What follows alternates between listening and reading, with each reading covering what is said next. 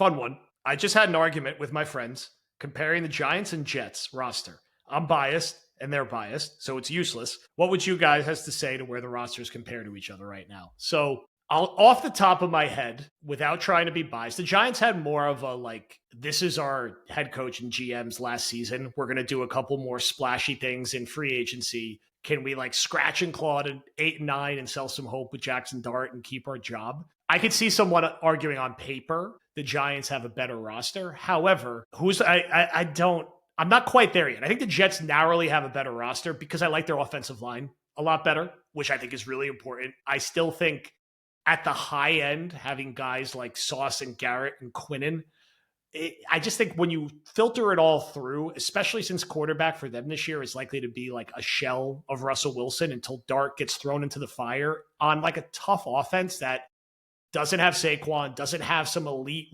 neighbor. You're going to have neighbors, but is he going to be healthy? And like, what do you have opposite him? You're not necessarily dynamic at tight end. The Jets certainly have their flaws too. I'm not going to act like they don't, but I don't know. I mean, I could see a credible enough argument where it's not insane if someone says, well, the Giants narrowly have a better roster because they made these 3 splashy signings and they had a good draft, which I think they did.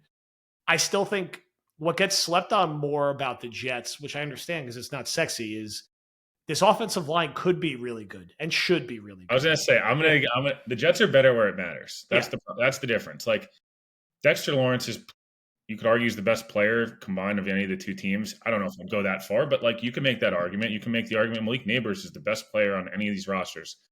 Maybe if that's what you want to do, you could go for it. The Jets are significantly better at linebacker. Like it's not close. The Jets have 2 Pro Bowl or all pro level players. At corner and safety, I think the Jets are better.